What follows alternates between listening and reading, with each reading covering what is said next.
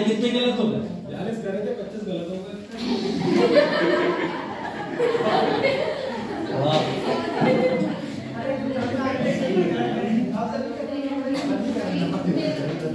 ये तो कन्वर्टर भी कर लेंगे।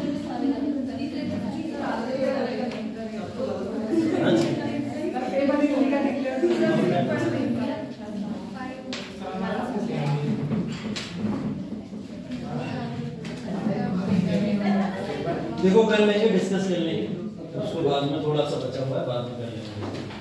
अभी देखो सिलेबस भी खत्म करना जरूरी है ना, उसको भी आ जाते हैं। इंडो बैक्टीरियन एम्पायर की बात करनी है आज हम लोग को। बेसिकली हिंद यूनानी शासन, ठीक है, हिंद यूनानी शासन जो भारत के ऊपर हम लोग अभी मौर्य एम्पायर की बात कर रहे थे, कर्ण, हर्यंक वगैरह तमाम वंश पढ़ लिया हम लोगों ने। उसके बाद में मौर्य एम्पायर के ही दौरान कई सारे विदेशी आक्रमण भी हुए थे, जैसे डेरियस को देखा था, साइरस को देखा था, उस समय हम लोग ने ये विदेशी आक्रमण भी भारत के अंदर हुए थे। इसके अलावा भारत के अंदर कुछ हिंद यूनानी आक्रमण भी देखने को मिलते हैं।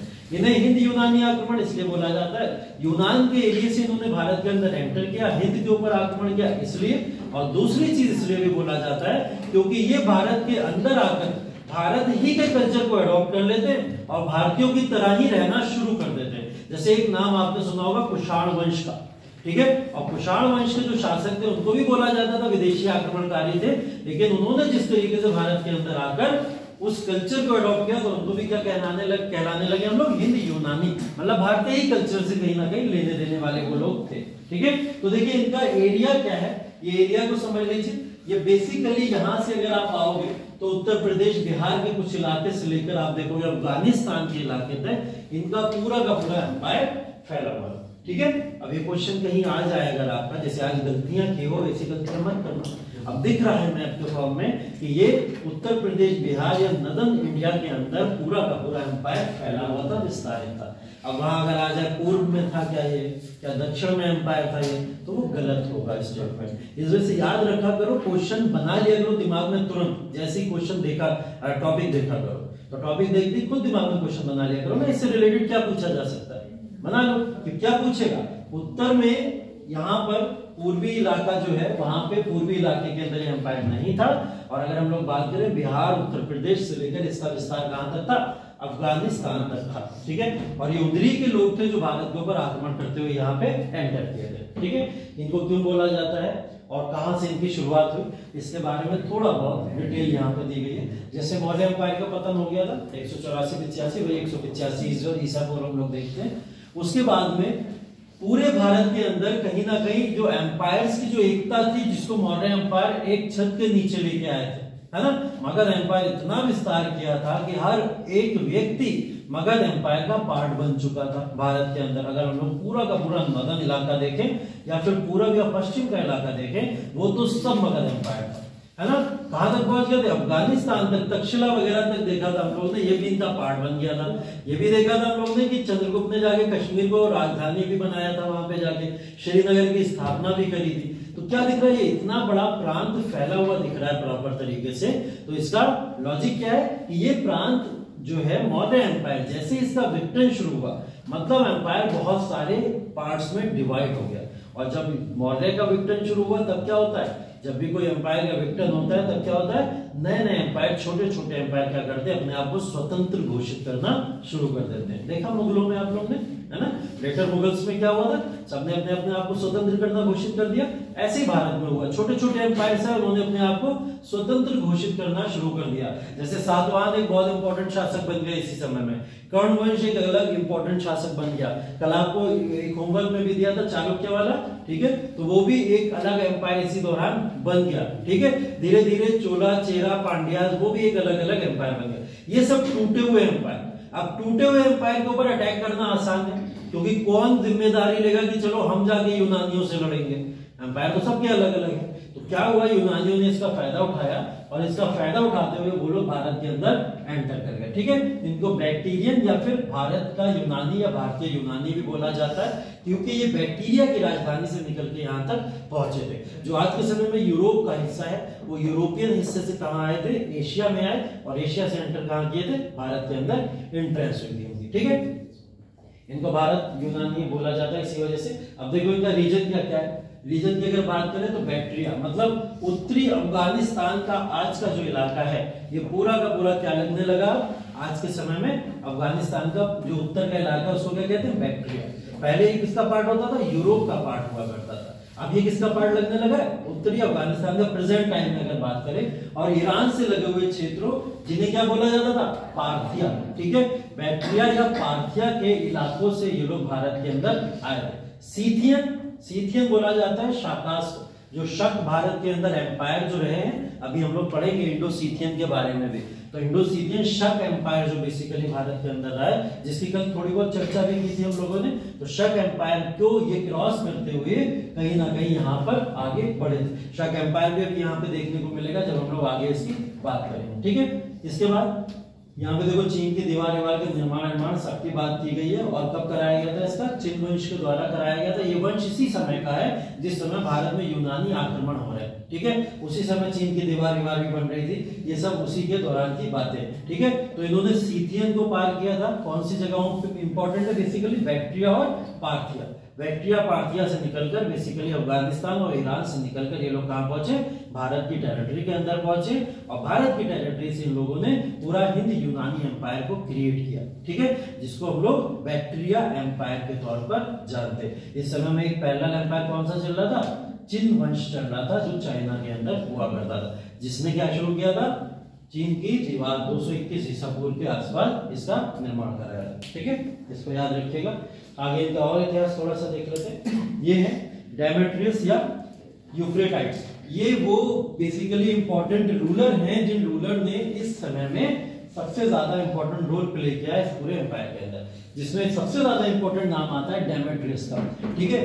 डेमेट्रियस को बेसिकली भारत के अंदर सबसे ज्यादा प्रतापी कोई विदेशी आक्रमणकारी के तौर पर जाना जाता है। जानने का कारण भी है, इसलिए जाना जाता है क्योंकि आपको सेल्यूकस निकेटर याद होगा, याद है।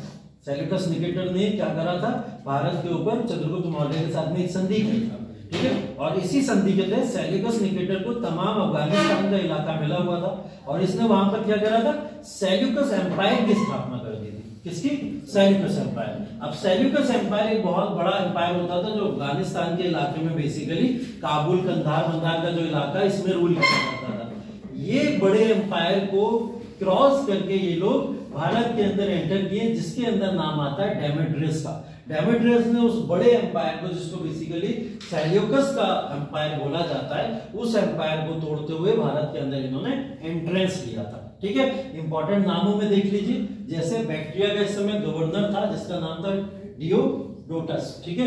डियोडोटस लगभग 250 ईसा पूर्व में अपने आप को वहां स्वतंत्र घोषित कर देता है। ये सब नाम थोड़े अलग हैं, लेकिन याद तो करने ही पड़ेंगे। हिंद यूनानी आक्रमणकारी से रिलेटेड ये नाम पूछ लिए जाते हैं, ठीक है। डियोडोटस जो लगभग 250 ईसा पूर्व के अंदर भारत के अंदर आया था, और इसने क्या करा था, खुद को स्वतंत्र घोषित कर दिया। भारत के अंदर आने का मतलब वो सीमा भारत की जो सिंधु नदी या फिर व्यास नदी के आसपास लगती है, ठीक है, उसकी बात हो रही है यहाँ पे। उसके बाद में डियोडोटस सेकंड आए, और इन्होंने मध्य एशिया में अपना साम्राज्य संगठित किया। तो इनके आने का क्रम है ये बेसिकली, बाद में कौन आया था यहाँ पे, डियोडोटस सेकंड आए थे। पहले डियोडोटस आए, फिर डियोडोटस सेकंड आए, और अंत किसका हुआ था, सेल्यूकस एम्पायर का हुआ था। तब जाके भारत के अंदर हिंद यूनानी एंटर कर पाए, ठीक है। उसके बाद में कौन आए, डेमोक्रेटियस, ठीक है। डेमोक्रेटियस प्रथम की बात हो रही है यहाँ पर 200 ईसा पूर्व से 175 ईसा पूर्व तक इन्होंने भारत के अंदर अपना शासन किया, ठीक है। आक्रमण करते रहे लगातार भारत के अंदर, और आक्रमण करने के इनके जो टोटल अटैक्स को अगर माना जाए 200 से लेके 175 ईसा पूर्व, माना जाता है अप्रोक्स 15 अटैक्स इन्होंने भारत के अंदर किए थे जब ये भारत के टेरिटरी के अंदर एंटर करना चाह रहे थे। वो सब याद आ रहा होगा आपको, महमूद गजनबी या मोहम्मद गौरी का दौर, जब वो लोग भारत के ऊपर 27 बार आक्रमण कर देते थे, ठीक है। तो उनका रीजन क्या होता था? रूल करना नहीं होता था, लेकिन सिर्फ लूटपाट करना होता था। इनका कारण क्या था? रूल करना भी था, ठीक है। तो इसमें रूल करना भी आता है कहीं ना कहीं, ठीक है। तो इन्होंने बेसिकली भारत के अंदर जीत के अपना राजधानी भी बनाई, और राजधानी किसको बनाया था? सियालकोट को सबसे पहले अपनी राजधानी बनाया। कहां है सियालकोट? पाकिस्तान, ठीक है। आज का पाकिस्तान जो है वो सियालकोट, ठीक है, वहां सियालकोट वहीं पड़ता है, ठीक है। तो उन्होंने बेसिकली भारतीयों के राजा की उपाधि को अपनाया। ये डेमोक्रेटियस की जो बात हो रही है, ये डेमोक्रेटियस वही है जिनको डेमेट्रियस लिखा हुआ है ऊपर, ठीक है। डेमोक्रेटियस या डेमोट्रियस जो लिखा हुआ है वो सेम व्यक्ति है, ध्यान रखिएगा। नाम वही है, बस यहाँ पर थोड़ा बहुत चेंज है क्योंकि दोनों नामों से इनको जाना जाता है, इसलिए यहाँ पे इस तरीके से लिखा, ठीक है। उपाधि धारण करके इन्होंने यूनानी और खरोष्टी दोनों लिपियों वाले सिक्के जारी किए। खरोष्टी लिपि कहाँ की है? कल ही हम लोग बात कर रहे थे, पाकिस्तान के इलाके की, ठीक है। तो खरोष्टी लिपि तो पाकिस्तान के इलाके की थी। ये अपने साथ में एक और लिपि लेके आ गए, वो कौन सी थी? यूनानी लिपि। तो भारत के अंदर फारस की जो लैंग्वेज पॉपुलराइज हुई वो किसकी वजह से हुई थी? इनकी वजह से। आगे चल के आप देखोगे पर्शियन लैंग्वेज दिल्ली शासकों से लेकर मुगल शासक तक यूज कर रहे हैं। तो वो कहां से लेके आए थे?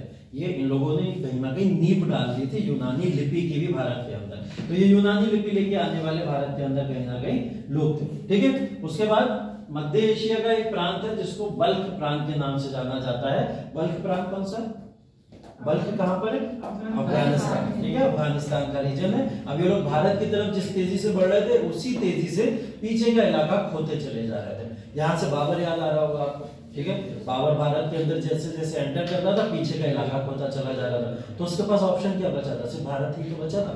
तो भारत आता, भारत में एंटर करता, भारत में ही रहता, यही ऑप्शन था। तो इनके पास में भी पीछे के इलाके खोने के बाद में कोई ऑप्शन नहीं बचा। जब बल्ख वगैरह इन्होंने खो दिया तो ये लोग एंटर किए भारत के अंदर, और भारत के अंदर आकर ये लोग बेसिकली इंटरेस्ट करके अपने, जैसे हम लोग ने यहाँ पे बात करी ना, सियालकोट को राजधानी बना लिया। उसके बाद कहां पे पहुंचे? तक्षशिला, ठीक है। अब तक्षशिला कहां है? पाकिस्तान। अगेन फिर पाकिस्तान की बात होगी, तो इन्होंने आगे चल के तक्षशिला को अपनी राजधानी बना लिया। तक्षशिला के अंदर ये लोग रहने लगे, ठीक है। इसी तरह के भारत के अंदर ये पूरा का पूरा बैक्टीरियन साम्राज्य स्टार्ट हुआ। और ये बैक्टीरियन साम्राज्य डेमोट्रियस के बाद में एक नए शासक आए जिनका क्या नाम था? यूक्रेटाइड्स, ठीक है। यूक्रेटाइड्स है, यूक्रेटाइड्स ने ही तक्षशिला को अपनी राजधानी बनाया था आगे चल के। तो ये दोनों शासकों ने मिलकर भारत के अंदर हिंद यूनानी पूरे के पूरे एम्पायर की शुरुआत करी, ठीक है। फिर से शुरू करें, या समझ आ गई सारी बातें? हम लोग हिंद यूनानियों की बात कर रहे हैं। हिंद यूनानी वो लोग हैं जो भारत के बाहर प्रांतों के अंदर रहने वाले लोग हैं। इनका भारत से कोई लेना देना नहीं। ये बेसिकली भारत के अंदर एंट्रेंस करना चाहते हैं, भारत के ऊपर आक्रमण करना चाहते हैं। और आक्रमण का दौर वो है जिस समय भारत के अंदर मौर्य एम्पायर का विघटन हो रहा है, और साथ ही साथ में अगर हम लोग ऊपर देखें तो अफगानिस्तान या पाकिस्तान के इलाके में कौन सा एम्पायर था?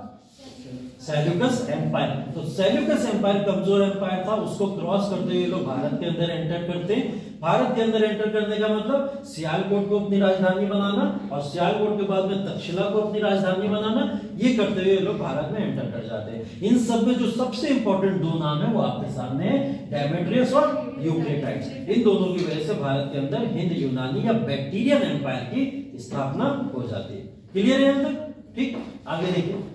मिनांडर उर्फ मिलिंद, ये हिंद यूनानी का सबसे प्रतापी शासक है, ठीक है, जिसको मिनांडर की संज्ञा दी जाती है, या इसको मिलिंद, आगे चल के आप इसकी किताब भी पढ़ोगे, मिलिंद पन्हो करके लिखी हुई है, ठीक है। ये पॉपुलर भारत में पता है क्यों है?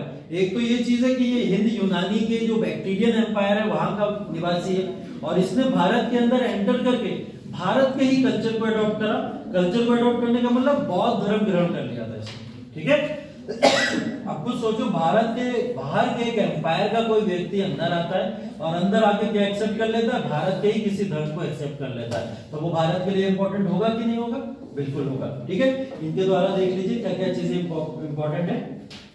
160 ईसा पूर्व से 120 ईसा पूर्व तक लगभग 40 वर्ष का शासन माना जाता है इनका। ठीक है, 160 से लेकर 120। क्या इस समय मौर्य एम्पायर है? क्या इस समय मौर्य एम्पायर है जब ये शासन कर रहा है? कब समाप्त हो गया था मौर्य एम्पायर? 185-84 के ऊपर ही देखा हम लोग ने। इस समय मौर्य एम्पायर तो समाप्त हो चुका है। भारत में कौन सा एम्पायर रहा होगा इस समय? कौन सा एम्पायर रहा होगा? शुंग वंश। मौर्य के बाद तो शुंग ही आया था। हसीन मशूक शाह याद रखो, ठीक है, याद रख लो उसको, वो ट्रिक है, उसे याद रख लो। मौर्य के बाद में शुंग वंश है, तो शुंग वंशी तो यहाँ पे स्थापित है इस समय। तो ये दौर किसका रहा होगा? शुंग वंशों का रहा होगा। तो अगर आपसे पूछ ले मिनांडर भारत में किसके दौरान आया था, तो शुंगों के दौरान आया था। पुष्यमित्र शुंग इस समय भारत के अंदर शासन कर रहे थे। पूरे भारत में नहीं, लेकिन एक वंश को तो लेकर बैठे हुए थे अपने।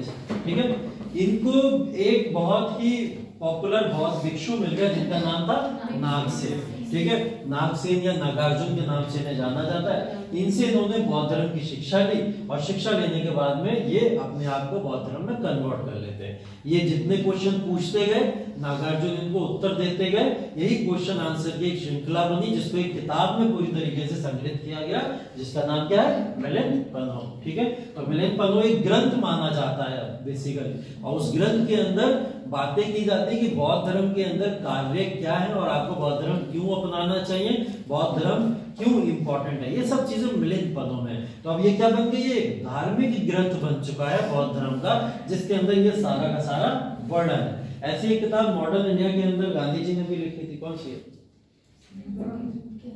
हिंद स्वराज। हिंद स्वराज में गांधी जी स्वयं से क्वेश्चन पूछ रहे हैं और स्वयं ही उत्तर दे रहे हैं। उसके अंदर जो कन्वर्सेशन है उनका खुद से है। ठीक है, क्वेश्चन पूछते हैं क्या रेलवे भारत के अंदर आना सही है, और खुद ही उसका उत्तर दे रहे हैं फिर पूरी तरीके से। तो ये उनकी हिंद स्वराज किताब पढ़िएगा जरूर, छोटी सी पतली सी किताब है। गांधी का पूरा व्यक्तित्व समझ आ जाएगा कि गांधी है क्या, ठीक है, और गांधी की विचारधारा क्या है। तो वो छोटी सी पतली सी किताब है। कहीं पे भी बस स्टैंड पे जाओगे या फिर रेलवे स्टेशन पे जाओगे, वो जो होती है ना बुक स्टॉल वगैरह, वहां मिल जाएगी। महंगे भी नहीं, 15-20 रुपए में भी मिल जाती है। तो आप उसको जाते जाते रास्ते में कहीं भी ट्रेवल कर रहे हो, किताब पढ़ लो, आराम से पढ़ सकते हो। हाँ, उन्हें भी ट्रैवल करते समय ही लिखी थी, और आप भी हो सकता है कुछ इसके बाद ट्रैवल करते समय लिख डालो, है ना? हो सकता है, कुछ क्या पता, है ना? हो सकता है महात्मा बन जाओ लिखते लिखते, कुछ ना कुछ ऐसी चीजें आ जाए, तो पता नहीं होता ना कब समय परिवर्तित हो जाए। लेकिन ये कार्य करते रहना चाहिए। हम लोग ने आज के समय में पता है अडॉप्ट क्या कर लिया, वो फोन उठाते हैं, एयरबड्स लगाए, ईयरफोन लगाए, उसके बाद में बस चल रहे गाने, हम खोए हुए, ठीक है, वही चल रहा है। ऐसे ऐसे समाज बनेगा, है ना? ऐसे आप लोग ऑफिसर बनोगे, कभी भी तो नहीं बन पाओगे।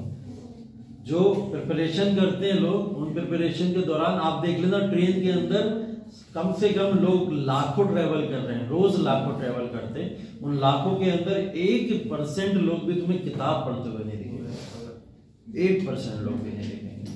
ठीक है, वो कब दिखते हैं? जब कल एग्जाम है और आज ट्रेवल करते हुए जा रहे हैं, तो वो किताब हाथ में लेते हुए दिखते हैं, तब दिखते हैं। ठीक है, और मैं सच बता रहा हूँ, ये फोन, टेलीफोन, लैपटॉप, ये जितनी भी एसेसरीज हैं, आपको सिलेक्शन नहीं देंगे, कभी नहीं देंगे। ये बहुत बड़ा डिस्ट्रैक्शन है, बहुत बड़ा।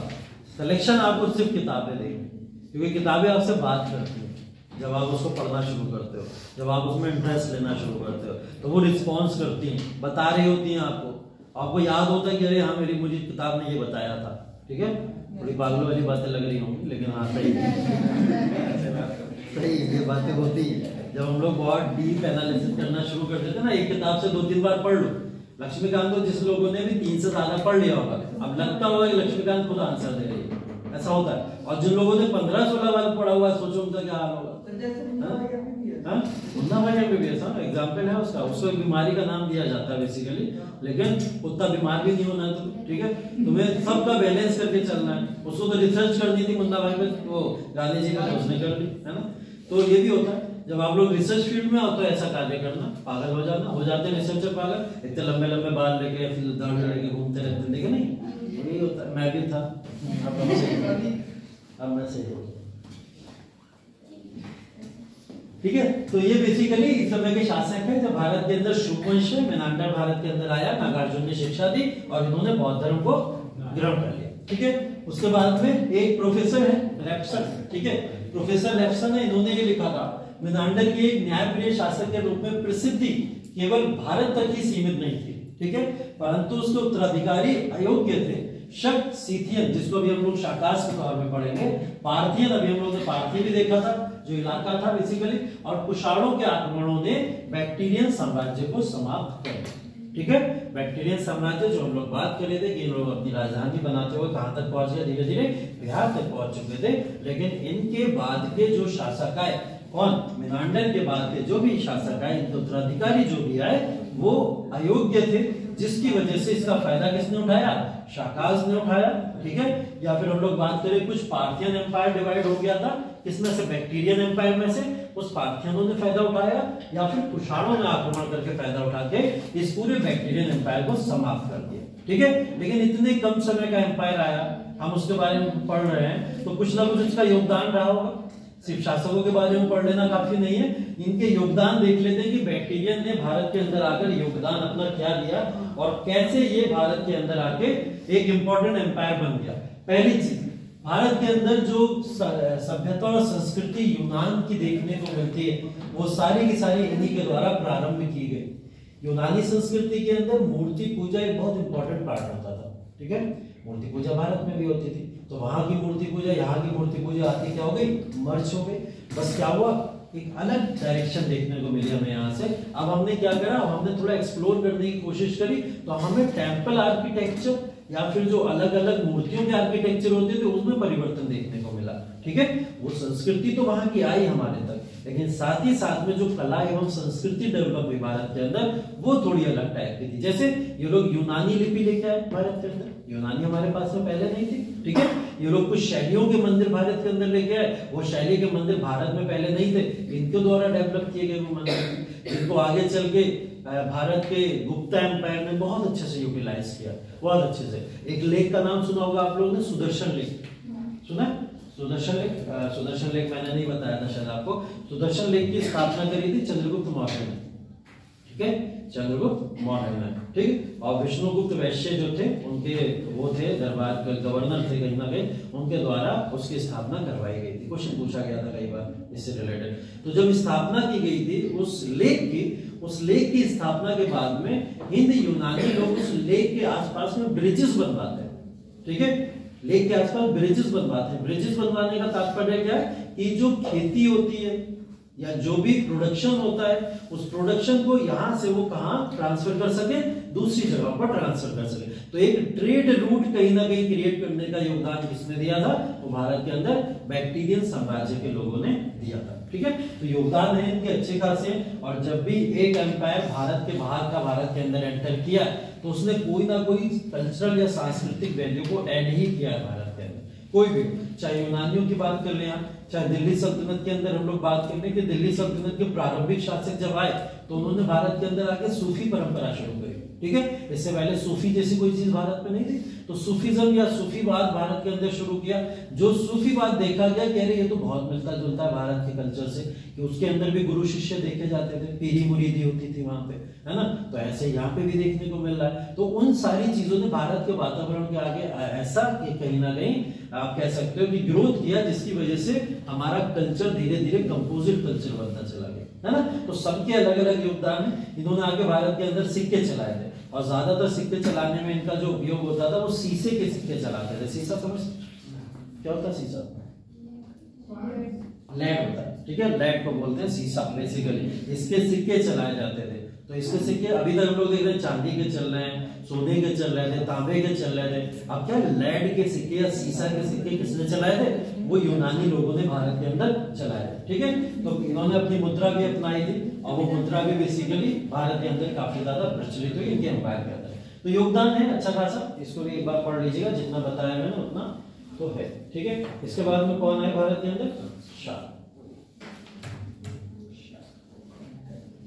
देखिए इनकी किंगडम देख लीजिए कहां से कहां तक है। अभी हम लोग सीथियन की बात कर रहे थे ना, सीथियन, मैं बोल रहा था सीथियन का मतलब ही क्या है?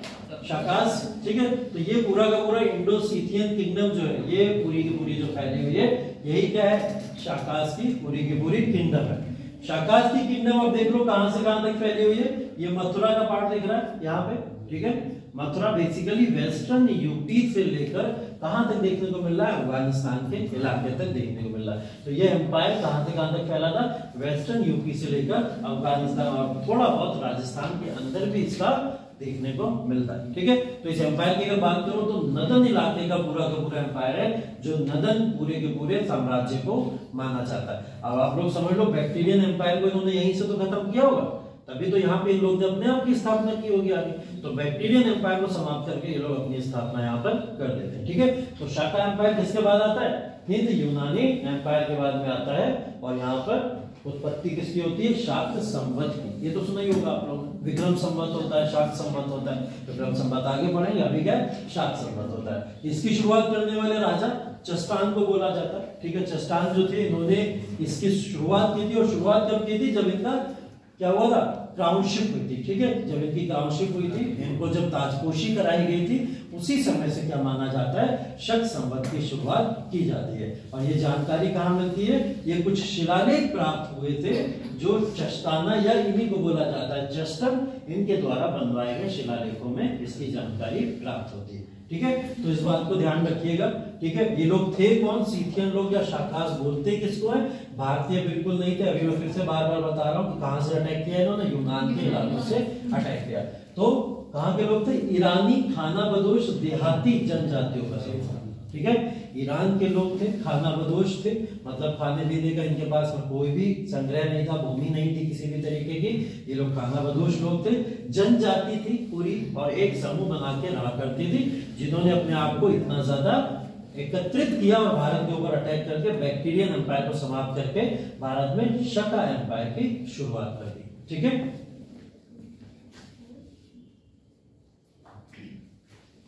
देखो, शका एम्पायर में कुछ इंपॉर्टेंट शासक हैं, ये नाम याद रख लो और इनका समय काल याद रख लो, ठीक है। जैसे शका एम्पायर में सबसे पहले आया था माउस, ठीक है।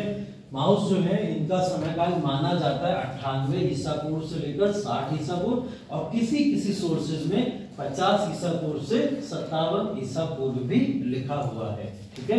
तो हम लोग को तो दोनों ही लिख लेते हैं कि एग्जाम में जैसा आएगा उस हिसाब से तैयार रहेंगे उसके लिए।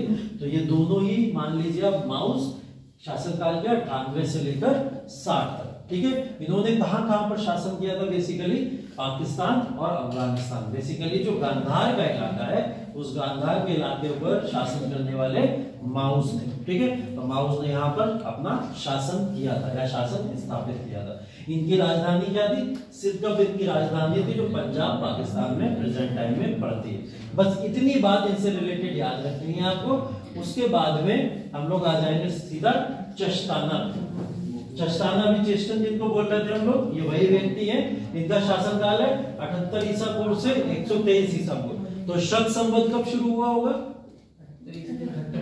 78 ईस्वी में शुरू हुआ होगा, क्योंकि इनका राज्याभिषेक कब हुआ है, 78 ईस्वी में हुआ। यही तो ऊपर लिखा हुआ था कि चेस्टान जो राजा है या चस्ताना जो है, इन्होंने जब अपना राज्याभिषेक कराया तभी से शक संवत माना जाता है। तो शक संवत शुरू हो गया 78 ईस्वी से, ठीक है। नहीं, वो अलग। ये पश्चिमी क्षेत्र वंश का एक शक शासक था। देखो यहाँ पर जो बेसिकली ये वंश है, इस राजवंश को दो पार्टों में डिवाइड किया गया था इस समय। एक पार्ट था इसका क्षत्रप वंश, ठीक है। तो इनको माना जाता है ये क्षत्रप वंश के स्थापक थे। और इन्होंने, जैसे क्या होता है, राजवंश होता है एक राजवंश, और उस राजवंश को कुछ पार्टों में डिवाइड कर दिया जाता है। जैसे हम लोग ने बहमनी को देखा था, 5 राज्यों में विस्तार हो गया था उसका, अलग अलग बढ़ गए थे, ठीक है। विजयनगर में भी ये चीज देखने को मिली है हमें, या दिल्ली सल्तनत में भी गुलाम वंश या अलग अलग वंश बट गए। इसी तरीके से ये वाला वंश भी जो है कितने पार्ट में, 2 पार्ट में डिवाइड हो गया था, जिसमें से एक पार्ट को क्या बोला जाता है, क्षत्रप वंश बोला जाता है। तो चस्ताना से माउस और मोगा, हाँ वो एक ही है, दोनों एक ही माना जाता है, ठीक है। माउस और मोगा भी इनका नाम है, ध्यान रखिएगा, जिनको पहला शासक माना जा रहा है। इसके बाद में जो सेकंड है, ये क्षेत्र वंश के इनको शासक बोला जाता है। ध्यान रखिएगा, पूछा गया है ये क्वेश्चन कि ये शाका तो थे, लेकिन शाका में कौन से वंश से इनकी कहीं ना कहीं नींव डली थी, तो वो क्षत्रप वंश से इनकी नींव डली थी, तो ये क्षत्रप वंश के शासक है। ये बात ध्यान रखिएगा। इन्हीं के समय में क्या शुरू हुआ था, शाक संवत शुरू हुआ था। टॉलमी ने उनका उल्लेख क्लिस्thenes या टेस्टेनेस के रूप में किया है। टॉलमी ने इनको बुलाया है 2 नामों से, ठीक है, और ये 2 नाम भी इंपॉर्टेंट हो जाते हैं कि इनको चस्टाना को किस किस और नाम से जाना जाता है, तो क्लिस्thenes या टेस्टेनेस के रूप में और इनको जाना जाता है। ये सिर्फ और सिर्फ टाइटल्स हैं, इनको दिए गए 2 टाइटल्स हैं, ठीक है। अब ये 2 प्रमुख राजवंश थे, जिसमें से एक क्षत्रप राजवंशों में से भद्रमुख के संस्थापक थे, दूसरे राजवंश को क्या बोलते थे, क्षयराज बोलते थे। तो ये 2 राजवंश है, एक को क्षत्रप बोलते थे और एक को क्षयराज बोलते थे। तो पूछा जाता है ये कौन से राजवंश के थे, ठीक है। ये क्षयराज का जो राजवंश था, इसमें राजा नहपान को तो आप लोगों ने देखा था, पीछे हम लोगों ने पढ़ा भी था नहपान के बारे में। तब सातवाहन वंश के बारे में जब हम लोग पढ़ रहे थे, गौतमीपुत्र शतकर्णी के बारे में जब हम लोग पढ़ रहे थे, तो नहपान के बारे में वहां पे जिक्र आया था। तो नहपान शासक हैं ये बेसिकली। इनका कौन सा वंश था, क्षयराज वंश के थे। इनसे अलग एक वंश है क्षत्रप वंश, जो इससे लेने देने वाला है, इससे शाका के जो राजा है कौन, चस्टाना। वीरा याद रखिएगा 78 से लेकर 130। रुद्रदामन प्रथम, ठीक है, 130 से 150। रुद्रदामन प्रथम को सबसे प्रतापी शासक माना जाता है, सबसे इंपॉर्टेंट शासक, शाकाज डायनेस्टी का सबसे इंपॉर्टेंट शासक के तौर पर इन्हें जाना जाता है, ठीक है। ये भी किससे थे, क्षत्रप राजवंश से थे, ठीक है। क्षत्रप राजवंश से इनका लेना देना था और चस्ताना का पोते हैं ये, ठीक है। इनका राज्य कहां से कहां तक फैला हुआ था, कोंकण, नर्मदा घाटी, काठियावाड़, गुजरात के अन्य हिस्से और मालवा भी शामिल था। मतलब कहां तक आ चुका था, मालवा, मध्य प्रदेश का भी कुछ इलाका, गुजरात का भी कुछ इलाका, पंजाब का भी कुछ इलाका, ये सब किसका पार्ट है, ये सब रुद्रदामन प्रथम का पार्ट था, ठीक है। अभी सुदर्शन झील की बात हुई, अभी हम लोग बात कर रहे थे, तो उन्होंने काठियावाड़ में सुदर्शन झील की मरम्मत का कार्य किया था, ठीक है। इन्होंने सुदर्शन झील की मरम्मत का कार्य भी करवाया था। सुदर्शन झील को थोड़ा बहुत रिकंस्ट्रक्ट कराने का काम किसने किया, रुद्रदामन प्रथम ने। बनाया किसने था इसे, अभी तो बताया था, चंद्रगुप्त मौर्य, पुष्यमित्र जो है बेसिकली वैश्य, जिनके द्वारा इसका स्थापना की गई थी, ठीक है। विष्णुगुप्त वैश्य भी जिनको बोला जाता है, ठीक। तो ये इन्होंने इनका स्थापना कराई थी। और काठियावाड़ पड़ता कहाँ पे, गुजरात के अंदर। तो सुदर्शन झील कहाँ है, गुजरात के अंदर है, ठीक है। ध्यान रखिएगा इस बात को, ठीक है। हिंदू धर्म इन्होंने अपना लिया था। आगे चल के रुद्रदामन प्रथम कौन से धर्म में आगे थे, हिंदू धर्म में आगे थे, ठीक है। हिंदू धर्म इन्होंने अपनाया था। उसके बाद में शुद्ध संस्कृत में पहला लंबा शिलालेख भी जारी किया इन्होंने, ठीक है। सबसे लंबा अभिलेख माना जाता है किसका है, पूछा गया ये क्वेश्चन, तो वो रुद्रदामन का सबसे लंबा अभिलेख है या शिलालेख है, जिसको संस्कृत भाषा के अंदर लिखा गया था, ठीक है। तो संस्कृत भाषा के अंदर इसको लिखा गया था, ठीक है। राजा बनने के बाद उन्होंने मक्षत्रप की उपाधि को धारण किया था, ठीक है। कौन सी उपाधि धारण की थी, मक्षत्रप की उपाधि धारण की थी। क्या मतलब हो सकता है, थोड़ा बहुत संस्कृत जानते हो, मक्षत्रप का क्या मतलब हो सकता है,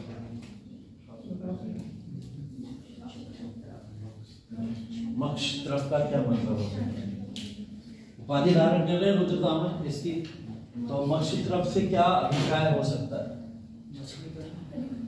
मछली, मगरमच्छ, मगरमच्छ, मछली, मक्खी, जो आए हम लोग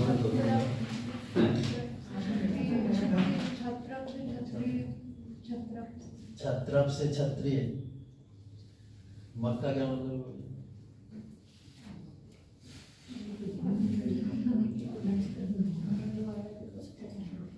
मक्षत्रप एक टाइटल यूज इन्हीं के लिए नहीं हुआ, आगे और भी 1-2 राजा आप लोग देखोगे उनके लिए भी मक्षत्रप का टाइटल यूज हुआ। तो मक्षत्रप एक राजा भारत के अंदर एंटर कर रहा है, एंटर करने के बाद में भारत के द्वारा निर्माणित चीजों के क्या करा रहा है, रिकंस्ट्रक्शन करा रहा है, बाद में हिंदू धर्म को एक्सेप्ट कर रहा है, सांस्कृतिक वैल्यूज को अडॉप्ट कर रहा है भारत की, संस्कृत में सबसे लंबा शिलालेख अभिलेख लिखा रहा है, ठीक है। ऐसे टाइटल में इसको किस नाम से जाना जा सकता है, कोई एक वर्ड होगा इसके लिए, तो उसको मक्षत्रप इसने बोल दिया था। क्या मतलब है मक्षत्रप का, हाँ सनी सर, राज्यों का मुखिया, राज्यों का मुखिया, हाँ ठीक है, गूगल कर लिया तुमने। मक्षत्रप बेसिकली बोला ही जाता है किसी को कि इसने क्या करा था, जिस तरीके से राजाओं को हरा के और अलग अलग राज्यों के ऊपर रूल स्टैब्लिश करता चला जा रहा था, इस वजह से इसने अपने आप को मक्षत्रप का टाइटल दिया। मक्षत्रप के टाइटल से आगे चल के मैंने बोला है कुछ राजाओं ने अपने आप को संबोधित किया, जिसमें आप लोग गुप्त एम्पायर को जब पढ़ोगे तो वो टाइटल अगेन फिर सुनने को मिलेगा। ठीक है, इन्होंने सातवाहनों के साथ में वैवाहिक संबंध भी बनाए थे।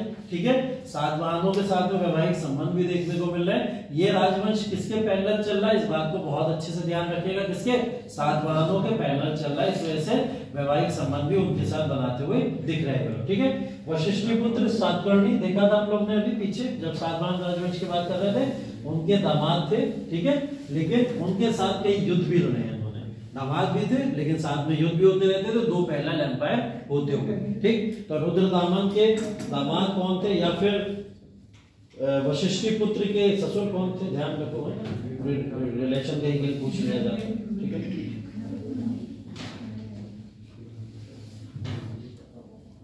ये और याद कर लीजिए बस।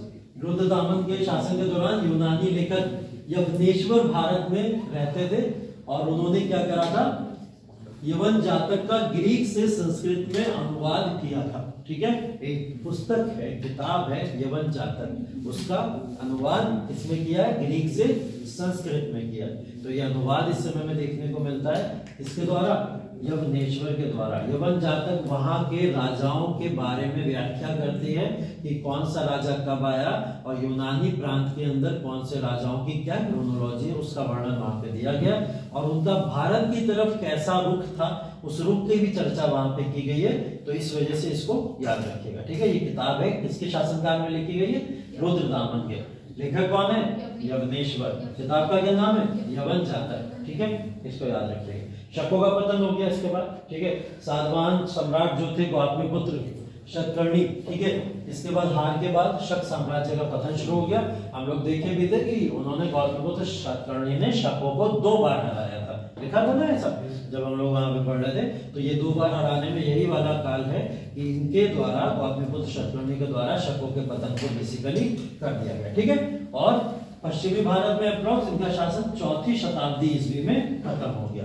4वीं शताब्दी ईस्वी के अंदर ये सब समाप्त हो चुके थे और इसके बाद में बेसिकली जो बचे बचाए लोग थे वो किससे हार गए, गुप्त वंश का शासन शुरू हुआ और पूरा का पूरा साम्राज्य गुप्त वंश के शासन के दौरान समाप्त हो गया। ठीक है, तो शाकास कहां समाप्त हो गए, प्रॉपर तरीके से गुप्त राजवंश में समाप्त हो गए, लेकिन शुरुआत किसने करी थी, गौतमीपुत्र शतकर्णी ने। ठीक, तो शाकास का ये है योगदान पूरा याद रखिएगा, इंपॉर्टेंट रूलर और उनके कारण। ठीक है, ये है कुषाण एम्पायर। इसके बाद में कुषाण आते हैं। कुषाण का कार्यकाल देख लीजिए 30 एडी या 30 ईस्वी से लेकर 375 ईस्वी तक एक लंबा कार्यकाल है। ठीक है, और इस लंबे कार्यकाल के अंदर कुषाण एम्पायर पूरे भारत के अंदर धीरे धीरे फैल रहा था, विस्तारित हो रहा था।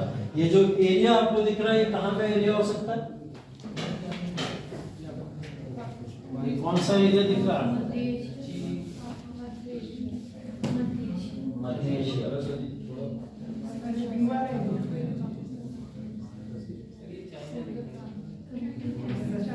चाइना है,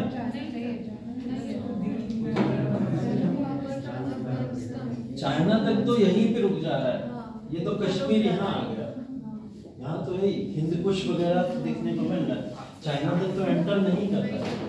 ठीक है, ये एम्पायर बेसिकली भारत के अंदर, ये देखो काशी वाशी है, प्रयाग वगैरह है, उत्तर प्रदेश का इलाका है। ठीक है, और ये काशी प्रयाग से होता होता होता होता प्रॉपर यहाँ पे ये सबको कवर कर रहा है, जो दिल्ली का रीजन है आज के समय का प्रॉपर। ठीक है, आप देखोगे गुजरात का इलाका जो है, कुछ गुजरात के इलाके को, पंजाब का पूरा इलाका और कश्मीर का आधा इलाका, तो कश्मीर का भी आधा इलाका और प्लस अफगानिस्तान का पूरा इलाका, ये सारा का सारा क्या था, कुषाण राजवंश का पूरा इलाका हुआ करता था। ठीक है, तो कुषाणास या फिर कुषाण इस समय भारत के अंदर रहते थे।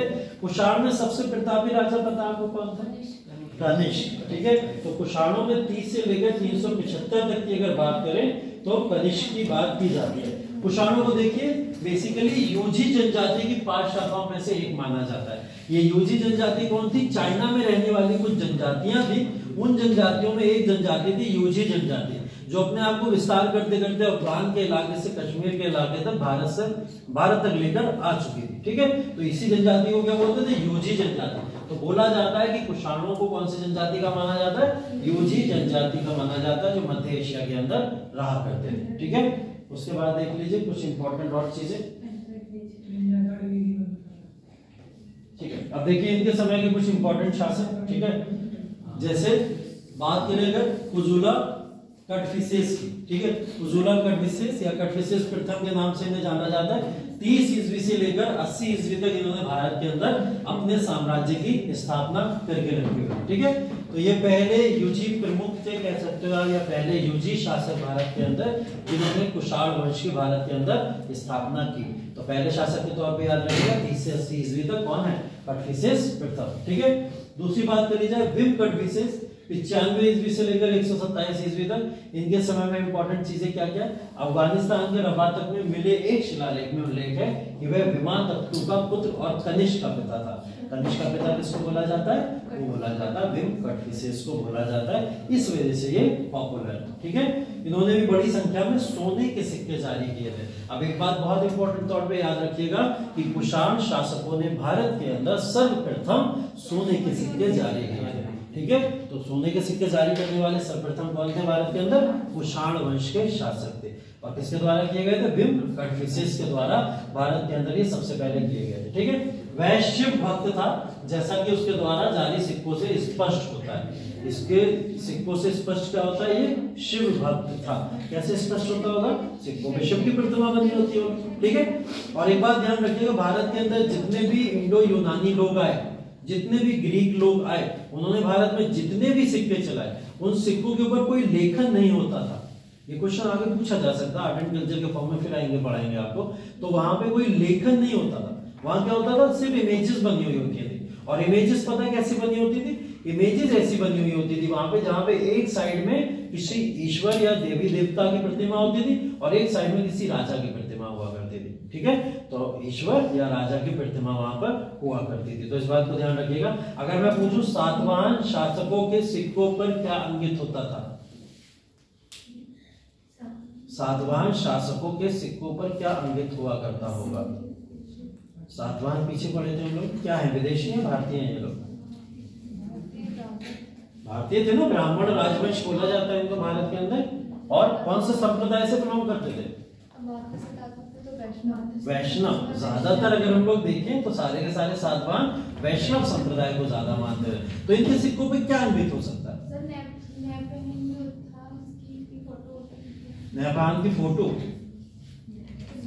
वो तो नेपाल के कार्यकाल के अंदर रही होगी, बहुत में बुद्ध शतकर्णी। बेसिकली क्या होता था? राजाओं की जो मूर्ति होती थी या राजाओं की जो इमेजेस होती थी उसको सिक्के के एक तरफ छापा जाता था और दूसरी तरफ छापी जाती थी देवियों की मूर्ति, देवियों की इमेजेस छापे जाते थे। तो सातवाहन वंश की ही तरह यहाँ पे भी देखने को मिल रहा है कि कुषाणों ने भी भारत के अंदर आके क्या किया? उन्होंने एक साइड इमेज छापी देवी देवताओं की और एक साइड इमेज किसी छापी राजाओं की। ठीक है, तो ये बात यहाँ पे समझ लीजिएगा, इस समय में ये हुआ था। ठीक है, सोने के सिक्के इन्हीं के समय सबसे पहले चले। कुषाण वंश का कनिष्क। ठीक है, कनिष्क का कार्यकाल देख लीजिए और कनिष्क के द्वारा एक एक पॉइंट जो यहाँ पे लिखा हुआ है सब इंपॉर्टेंट है, क्योंकि कनिष्क भारत का सबसे प्रतापी शासकों में से एक नाम है जो हुआ। बोला जाता था इवन कि अगर चंद्रगुप्त मौर्य और अशोका के बाद में कोई अंपायर आया है भारत के अंदर तो वो कनिष्क। ठीक है, तो ऐसा बोला जाता था। क्यों बोला जाता था? 127 से 150 ईस्वी तक इसका कार्यकाल है। ऊपर देख लिया पुत्र किसके? उनके राज्य में क्या क्या इलाके आते हैं, इस इलाके से ही आप समझ जाओगे कि कनिष्क क्यों पॉपुलर है। ठीक है, यहां से शुरू करो, कहां से? अफगानिस्तान।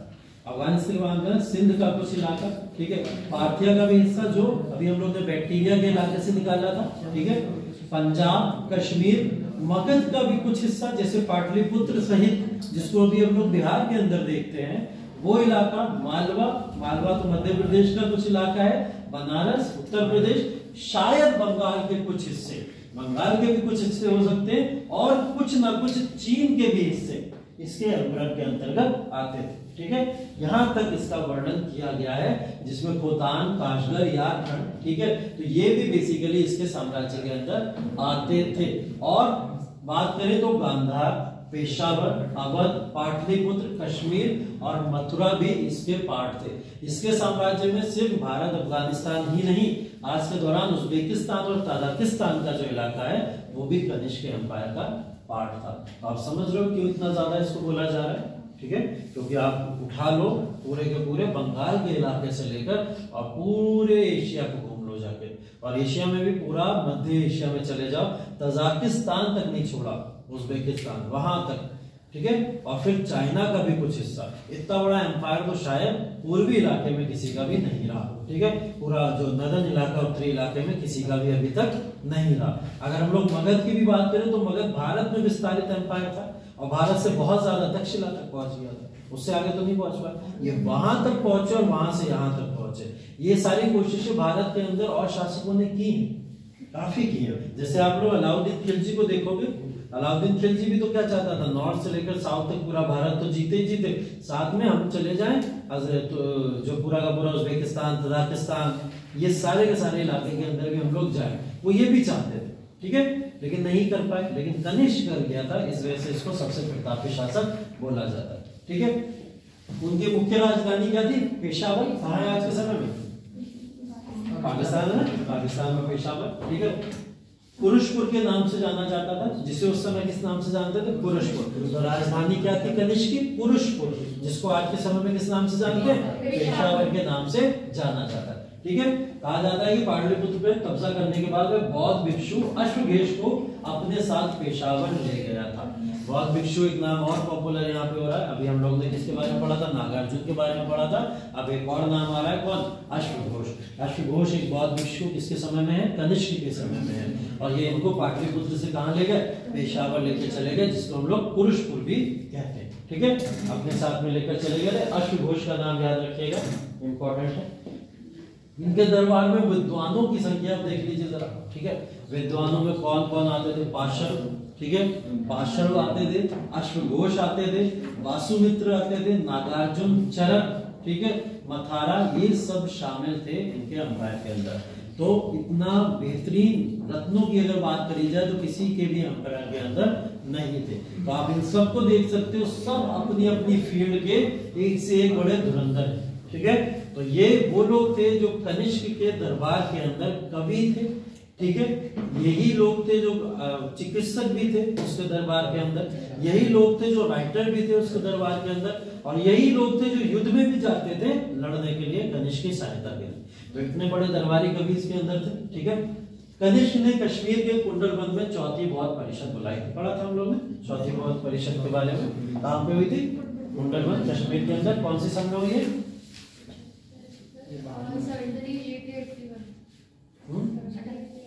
चौथी बौद्ध संधि कब हुई है,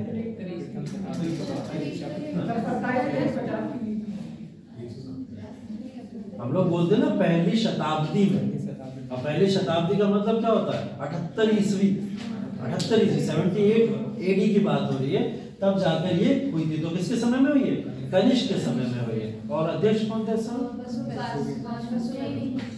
ऊपर लिखा है वासुमित्र नाम, या अध्यक्ष है उपाध्यक्ष है, उपाध्यक्ष कौन था, अश्वघोष, वेरी गुड, अश्वघोष उपाध्यक्ष था और अध्यक्ष कौन था, वासुमित्र था। और ये दोनों नाम यहाँ पे देखने को मिला आपको, इन्हीं के दरबार के दोनों लोग हैं। तो कनिष्क के दौरान या कनिष्क शासन के दौरान बौद्ध धर्म का प्रचार प्रसार किस हद का हुआ होगा वो आप लोग अब समझ सकते हैं, ठीक है। तो बेसिकली कनिष्क ने बौद्ध धर्म के प्रचार प्रसार को भी यहाँ पर किया, बौद्ध धर्म का संरक्षण किया, ठीक है। वे अपने धार्मिक विचारों में बहुत सहिष्णु थे, सेकुलर बोला जाता है इसको, अशोका की तरह, जैसे अशोका को सेकुलर बोला गया सहिष्णु, वैसे कनिष्क को भी सहिष्णु बोला गया है, ठीक है। उनके सिक्कों में भारतीय, यूनानी और पारसी देवताओं का मिश्रण है, ठीक है। पारस में भी कुछ देवता होते थे, पर्शियन की घाटी वगैरह, मैंने बोला ना, यूनान के कुछ देवी देवता जो भारत के अंदर भी आए, जिनके बारे में मूर्तियां बनने लगी, स्कल्पचर बनने लगे, वो सबका वर्णन कहाँ देखने को मिला, कनिष्क के सिक्कों के ऊपर देखने को मिलता है, ठीक है। कला और वास्तुकला के भी संरक्षक थे। गांधार कला विद्यालय का विकास इन्हीं के समय में शुरू हुआ था, ठीक है। गांधार कला, Gandhara art one of the art form है जो पूरे के पूरे पश्चिमी प्रांत के अंदर जितने भी आर्किटेक्चर स्थापित हुए वो सब किसपे हुए थे, गांधार आर्ट पे। गांधार कला दोनों एक ही बात है, शैली का मतलब होता है कि उस आर्ट फॉर्म को यूज कर लेना, ठीक है, और कला का मतलब होता है एक टाइप की आर्ट फॉर्म होती है, वो वन ऑफ द पार्ट होता है उसका, ठीक है। आप दिल्ली सल्तनत के अंदर जितनी भी आर्किटेक्चर देखोगे वो सारे के सारे आर्किटेक्चर किसके पार्ट है, इन्हीं गांधार शैली के, ठीक है, या गांधार कला के ही पार्ट है, ठीक है। मथुरा कला इस समय नहीं, मथुरा कला वो आई थी बाद में, बेसिकली उसको मुगलों ने बहुत यूज किया मथुरा कला को, उसको राजपूतों ने बहुत यूज किया, है ना, उसको मराठों ने बहुत यूज किया था, ठीक। तो ये गांधार कला बेसिकली यूज होती थी। बौद्ध धर्म के महायान रूप को ये फॉलो करते थे। महायान कौन सा वाला होता है, महायान कौन सा वाला होता है, मूर्ति की पूजा करने वाला। जब मूर्ति पूजा करते, मूर्ति को मानते, बौद्ध को भगवान मानते और बौद्ध की मूर्ति की पूजा करते, ऐसे लोग महायान के होते हैं। तो इस समय में महायान का पॉपुलराइजेशन हुआ होगा, ठीक है। इनकी मौत कैसे हो गई इसका आज तक कुछ पता नहीं चला, ठीक है। इतिहास में ऐसा कुछ लिखा भी नहीं है कि इनकी मृत्यु कैसे हो गई, कोई आइडिया ही नहीं है हमें। किसी ने बोला कि किसी शासक ने मार दिया इनके आने वाले समय के, और किसी ने बोला स्वयं मृत्यु, तो कुछ नहीं पता इसके बारे में, ठीक है। तो ये एक रहस्य है, रहस्य रहने, ठीक है। कुषाण साम्राज्य का महत्व अब आप लोग पूरे के पूरे कनिष्क पढ़ने के बाद में इसकी इंपॉर्टेंस समझ लोगे कि कनिष्क ने जिस तरीके से प्रचार प्रसार किया पूरे साम्राज्य का, उससे इसका महत्व पता चलता है। भारत के अंदर चाहे संस्कृति का विकास हुआ हो, चाहे भारत की विरासत का विकास हुआ हो, सब किसके समय में हुआ, इन्हीं के समय में हुआ, ठीक है। तो कुषाण साम्राज्य का महत्व, बौद्ध कला काफी ज्यादा इस समय हुई थी, ठीक है। कनिष्क का उत्तराधिकारी उनका पुत्र हुआ वशिष्ठ, ठीक है। वशिष्ठ के बाद भूमिष्ठ और कनिष्क द्वितीय है। कनिष्क द्वितीय के बाद वासुदेव प्रथम आए, और वासुदेव प्रथम कुषाणों का अंतिम महान राजा था, और वही बोला भी जाता है अंतिम शासक भी था, ठीक है। वासुदेव को ही क्या माना जाता है, अंतिम शासक के तौर पर भी माना जाता है। कौन से वासुदेव, ये वाले नहीं, इसके बाद एक और वासुदेव आए, ठीक है, उनको माना जाता है, क्योंकि इसका अंत कब हुआ, 375 ईस्वी के आसपास हुआ। इनकी मृत्यु तो 232 में हो गई, ठीक है। तो 375 में टोटली वासुदेव द्वितीय के दौरान इस पूरे के पूरे साम्राज्य का अंत हो जाता है, ठीक है। तो ये पूरा कुषाण वंश है। इस राजवंश की स्थापना कैसे हुई और पतन कैसे हो गया, ध्यान रखिएगा। अंतिम शासक याद रखिएगा कौन है, वासुदेव, और कौन से, सेकंड, ठीक है, वासुदेव सेकंड के दौरान इसका अंत हो गया। कौन कौन से साम्राज्य पड़े, सबसे पहले कौन सा पड़ा, इंडो यूनानी बैक्टीरियन एम्पायर, जिसको बोला जाता है बैक्टीरियन एम्पायर। के बाद शाकास के बारे में पढ़ा, शाकास को एक नाम से और जाना जाता है, कौन सा नाम, हाँ, सीथियन एम्पायर, इंडो सीथियन के नाम से भी जाना जाता है। और फिर किसको पढ़ा, कुषाण राजवंश को पढ़ा। तो ये कुषाण राजवंश, ये सब राजवंश हो गए। अब आपके देखिए मॉडर्न एम्पायर से लेकर ये कुषाण वंश तक जितने भी इंपॉर्टेंट राजवंश थे वो सब निपट चुके हैं, ठीक है। अब हम लोग आ गए एडी के अंदर या ईस्वी के अंदर, और ये बात हो रही है कब, 300 ईस्वी के आसपास की बात हो रही है। अब यहाँ से क्या शुरू हो जाएगा, गुप्ता एम्पायर शुरू हो जाएगा। तो सारे एम्पायर खत्म होने के बाद अब गुप्ता एम्पायर को शुरू करते हैं, और गुप्ता के बाद में कुछ लेटर गुप्तास पढ़ लेंगे, लेकिन उससे पहले कुछ बचा हुआ है, वो बचा हुआ संगम लिटरेचर, ठीक है। संगम राजवंश बचे हुए जिसको चेला, चोरा और पांड्यास के फॉर्म में जाना जाता है, ठीक है। तो ये 3 राजवंश इंपॉर्टेंट है, 3 राजवंशों के बारे में पढ़ लेंगे पहले, उसके बाद गुप्ता एम्पायर, और गुप्ता एम्पायर के बाद में सीधा आ जाएंगे जो लेटर हैं, पल्लवास वगैरह हैं, उनको पढ़ने के बाद पल्लवास, चौहान, ये वंश, आपका इतिहास खत्म, ठीक है। प्राचीन इतिहास यहाँ पे खत्म हो जाएगा, और प्राचीन इतिहास से रिलेटेड 2 से 3 क्लासेस और लगेंगे। 2 से 3 क्लास के बाद इसको फिनिश करके सीधा आर्किटेक्चर के ऊपर आते हैं, आर्ट एंड कल्चर के ऊपर, ठीक है। अभी क्लास छूटा नहीं है, अभी कंटिन्यू हो रहा है क्लास, तो ये मत मानो क्लास छूट गया, ठीक। सर एक क्वेश्चन था, हाँ, ये कनिष्क का कार्यकाल जब 127 ईस्वी से 150 तक रहा, हाँ, जबकि चतुर्थ हो गई थी 78 ईस्वी में, हाँ, ये मैच मैं वही बता रहा था, प्रथम शताब्दी बोला जाता है ना इसको। 127 से लेकर 150 का कार्यकाल है। ये जितने भी लोग आए हैं, कुषाण आए, जो भी आए, इन सबकी डेट के ऊपर बहुत ज्यादा डिफरेंसेस देखने को मिलते हैं। कई जगह कनिष्क के बारे में लिखा हुआ है, आते ही उसने बहुत संगति करा दी थी। सर ये भी लिखा है 78 ईस्वी में इनका राज्य, हाँ, राज्याभिषेक ही हुआ था उसी समय में इनका माना जाता है, कई जगह लिखा हुआ है। लेकिन ऑफिशियल जो डेटा लिखा था वो 127 लिखा था, इसलिए मैंने वहां मेंशन किया था 127। लेकिन ये बात ध्यान रखिएगा, इनका क्वेश्चन सुन लीजिए। इन्होंने पूछा है कि 78 ईस्वी में जब कनिष्क के कार्यकाल के दौरान चौथवी बौद्ध संगति हुई है, तो हम तो यहाँ शुरू कर रहे हैं 127 ईस्वी से कनिष्क का कार्यकाल, और 127 से 150 तक फिर कैसे चला गया, तो इसका मतलब कनिष्क का कार्यकाल में या तो बौद्ध संगति नहीं हुई है या तो ये डेट गलत है। ठीक है, देखिए दो तरीके के मत हैं इसको लेकर, मैं फिर बता दे रहा हूँ, जितने भी इंडो ग्रीक या इंडो यूनानी भारत के अंदर आए या जितने भी विदेशी भारत के अंदर आए, उनकी डेट को लेकर काफी विभाजन है। जैसे मैंने भी पहले भी बताया कि दो डेटें याद करनी पड़ती हैं। एक जगह लिखा हुआ है कि 78 ईस्वी में कनिष्क ने आते ही चौथी बौद्ध संगति करा दी, ठीक है, और उसके बाद में उसने अपना राज्यकाल 127 ईस्वी तक किया, ये लिखा हुआ है। और यहाँ पे क्या लिखा हुआ है, 127 से शुरू किया और कब तक किया, 150 तक किया। कहीं कहीं पे लिखा नहीं 127 से ही शुरू हुआ था, लेकिन बौद्ध संगति जो हुई है वो 127 ईस्वी में हुई है। तो ये डिफरेंसेस कई जगह पे भी है इतिहास के अंदर। हम जो मान के चलेंगे वो बेसिकली मान के चलो, अगर कनिष्क से रिलेटेड क्वेश्चन आ गया तो मान के चलो 78 को सेफ मान लो कि 78 एक प्रोटेक्टेड डेट है, कि 78 से राज्यकाल शुरू हुआ होगा और 127-27 तक खत्म मान लो उस साम्राज्य को पूरा। लेकिन कनिष्क की क्रोनोलॉजी जब उठा के देखोगे पूरे कुषाण एम्पायर की, उस एम्पायर के अंदर गूगल में डेट दिखती है 127 से 150। इसलिए मैं कह रहा हूँ डेट को लेके ज्यादा ना सोचो, बस ये सोचो कि कौन से समय काल के अंदर क्या चीजें हो रही है, तो वो चीजें वहां पर पूछी जाती है, उसको बस ध्यान रखना है। ठीक है, ये भी लिखा था 78 ईस्वी में चेस्टन का राज्य हुआ था। हाँ, लेकिन इसका आंसर तो कनिष्क से ही होता है। कनिष्क ही है, हाँ वो कनिष्क ही सही होता है, कनिष्क को ही माना जाता है। ठीक है,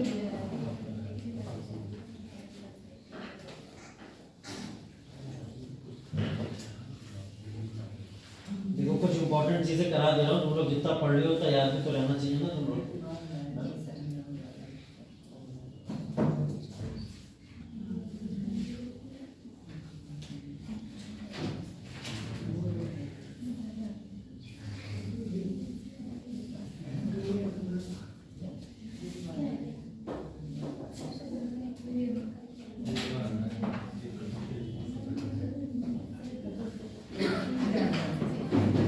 ये देखो ये क्वेश्चंस हैं कुछ और उसके आंसर भी साथ में मेंशन किए गए। ठीक है, इसको फटाफट देख लो, जल्दी से रिवाइज कर लो, जितना तुम लोग ने पढ़ लिया है अभी तक मौर्य एम्पायर तक जितनी भी चीजें पढ़ी थी उससे रिलेटेड चीजें। ठीक है, लिखा हुआ है अंतिम मौर्य सम्राट वृद्धरथ की हत्या कर किसने शुंग वंश की स्थापना 185 में करी, पुष्यमित्र शुंग ने। ठीक है, याद रहेगा, ये पढ़ भी चुके हम लोग पीछे। तो पुष्यमित्र शुंग के द्वारा वृद्धरथ की हत्या करके शुंग वंश की स्थापना की गई थी। पुष्यमित्र शुंग को और किस लिए जानते हैं हम लोग, और किस लिए जानते हैं पुष्यमित्र शुंग, और क्यों पॉपुलर है? अश्वमेध यज्ञ कराए थे। ठीक है, और कुछ हुआ इसके द्वारा? पुष्यमित्र शुंग ने कुछ बनवाया भी, क्या बनवाया, कौन सा? भारूद स्तूप की स्थापना पुष्यमित्र शुंग के कार्यकाल के दौरान की गई। ठीक है, उसके बाद देखिए पुष्यमित्र शुंग मौर्य सम्राट वृद्धरथ की राजकीय सेना में किस पद पर आसीन था? ठीक है, सेनापति तो था वहां पे, तभी इसने उसकी हत्या करी थी। कर्ण वंश का संस्थापक वासुदेव कर्ण को कर्ण वंश का संस्थापक माना जाता है। सातवाहन वंश, आंध्र सातवाहन वंश, दोनों ही बोलते थे नाम इसको, सातवाहन बोल लो आंध्र सातवाहन बोल लो दोनों। तो इसका संस्थापक कौन है? शिवमुख को इसका संस्थापक माना जाता है। ठीक है, सातवाहनों ने पहले पहले किसके अधीन स्थानीय अधिकारियों के रूप में कार्य किया था? सातवाहन किसके अंडर में कार्य करते थे? मौर्यों के अंडर में। मौर्यों के बाद ही तो सातवाहन वंश देखने को मिलता है, तो किसके अंडर में? मौर्यों के अंडर में कार्य किया करते थे। सातवाहनों के समय में मुद्रा सर्वाधिक किस धातु से बने थे? सीसा। ठीक है, सीसा लेड की बात हो रही है, यहाँ पे भी सीसा से बने हुए। किस वंश के शासकों ने ब्राह्मणों एवं बौद्ध भिक्षुओं को कर मुक्त भूमि का गांव भूमि अनुदान देने की प्रथा आरंभ की?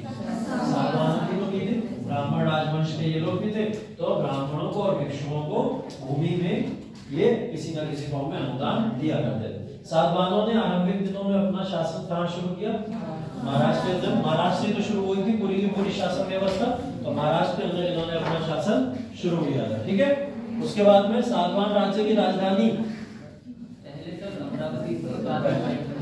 पहले अमरावती थी, उसके बाद में पैठन बन गई थी, जिसको प्रतिष्ठान के नाम से भी जाना जाता है। ठीक है, तो अमरावती या फिर पैठन के नाम से इसको जाना जाता है। किस सातवाहन नरेश ने गाथा सप्तशती नामक महत्वपूर्ण कृति की रचना की? हम लोग बात किए थे ना हाल के बारे में। हाला एक राजा भी थे इस वंश के, ध्यान रखिएगा, सिर्फ कवि नहीं है, हाला इस समय के राजा भी थे।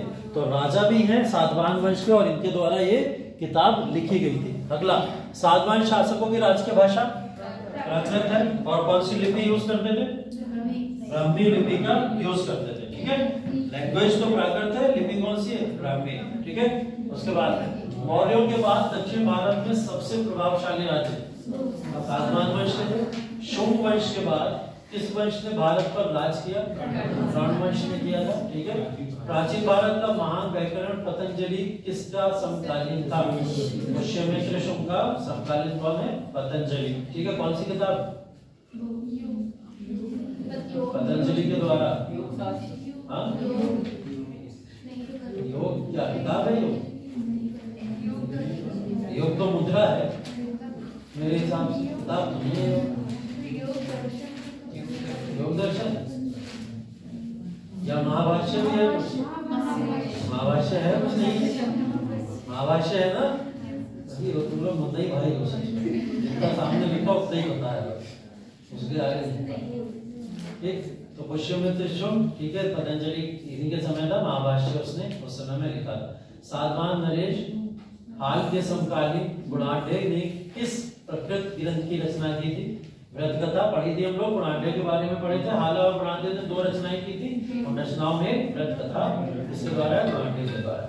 शुंग शासकों ने अपनी राजधानी कहां पर स्थापित की थी? शुंग तो विदिशा पहुंच गए। ठीक है, तो शुंग शासकों ने विदिशा अपनी राजधानी स्थापित की थी। ठीक, पुष्यमित्र शुंग ने किससे अश्वमेध यज्ञ कराए? पतंजलि से। ठीक है, पुष्यमित्र शुंग के दौरान पतंजलि ही थे, तो इनके दौरान इन्होंने अश्वमेध यज्ञ कराए थे। क्या अश्वमेध यज्ञ के अलावा और कोई भी यज्ञ कराया था इन्होंने? ठीक है, गाज से भी एक और यज्ञ होता है, उसका नाम बता दो। ब्राह्मण यज्ञ या वाजपेयी यज्ञ के नाम से उसे जाना जाता है। ठीक है, चलो। शुंग वंश का अंतिम शासक देवभूति। ठीक है, और देवभूति ने किसकी हत्या करी थी? पकड़ लिया तो चलो, अच्छा। देवभूति की हत्या किसने करी थी? वासुदेव। आगे वासुदेव कर्ण। ठीक, कर्ण वंश का अंतिम शासक सुशर्मा। सातवाहन शासकों की लिपि अभी देख ली हम लोग ने, ब्राह्मी लिपि और प्राकृत भाषा। समाज कैसा था? मातृसत्तात्मक। ठीक है, मातृसत्तात्मक या पितृसत्तात्मक चीजें भी मिली हैं देखने को, मिला जुला साम्राज्य कह सकते हो इसे, एकदम कह सकते हैं। राजा तो भाई पुरुष ही होते थे। ठीक है, महिलाओं के नाम राजाओं के आगे जरूर लगे होते थे, उनकी माता, इसलिए मातृसत्तात्मक। क्या हो गया? शुंग वंश का अंतिम शासक देवभूति की हत्या वासुदेव की। ठीक है, अमरावती कला का विकास किस वंश के शासकों की महत्वपूर्ण स्थापत्य कृतियां थी? ठीक है, अमरावती कला का विकास इसी दौरान हुआ। ठीक है, और सातवाहन वंशों के दौरान दो चार और आर्किटेक्चर बता दो। कार्ले का चैत्य और अजंता एलोरा। नागार्जुन कोंडा कहाँ है? नागार्जुन कोंडा सुना है? सातवाहनों के दौरान ही बनाया गया नागार्जुन कोंडा। नागार्जुन कोंडा भी एक आर्किटेक्चरल साइट है और ये आंध्रा में पड़ती है। कहाँ? आंध्रा में। सातवाहन शासकों के दौरान ही इसकी स्थापना की गई। ठीक है, इसको ध्यान रख लीजिएगा। ठीक है, ये बता दिया था मैंने संस्कृत शिलालेख वगैरह। ठीक है, इसके बारे में आप लोग को पढ़ा चुका हूँ मैं। संस्कृत शिलालेख, इक्ष्वाकु राजवंश इसके बाद ही आया था, ध्यान रखिएगा। इक्ष्वाकु राजवंश बेसिकली जो है ये सातवाहनों के बाद में जहां जहां सातवाहन थे और कृष्णा गोदावरी का डेल्टा वगैरह जो है उस एरिया में कुछ इक्ष्वाकु राजवंश रहा करता था। तो कभी क्रोनोलॉजी में आ जाता है इक्ष्वाकु के बारे में कि इक्ष्वाकु सातवाहन से पहले थे या सातवाहन के बाद थे, तब इसको आप देख सकते हो। ठीक है, यहाँ तक क्लियर है? तो अब हम लोग इसके बारे में चर्चा जो करेंगे बाद में करेंगे। पेपर उठा लो अपना सब।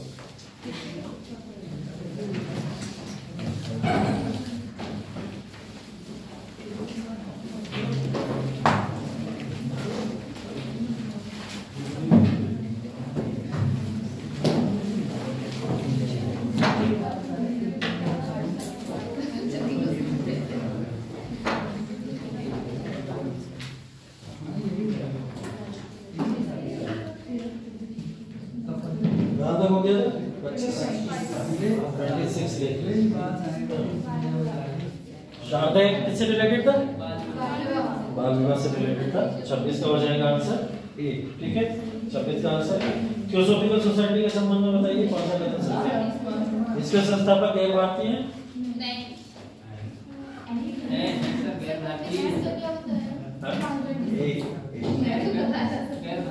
गैर भारतीय तो है। कर्नल ओलकॉट की बात हो रही है, ठीक है, उन्हीं की तो बात हो रही है यहाँ पर। वही है जो इसको संस्थापना में इनका योगदान देखने को मिल रहा है। भारतीय थोड़ी आयरिश लोग हैं। हाँ, ब्लावाट्स्की, ठीक है, ब्लावाट्स्की, मैडम ब्लावाट्स्की हैं, वो इसकी संस्थापक हैं। ठीक है, तो पहला तो गलती हो जाएगा ना। हाँ, तो भारतीय नहीं है ना। भारत में इसका मुख्यालय कलकत्ता में था, है? भारत में इसका कलकत्ता में था।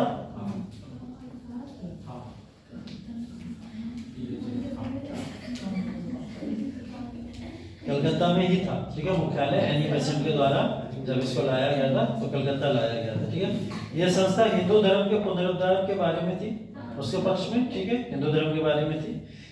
इसने आत्मा के पुनरागमन के सिद्धांत को मान्यता दी।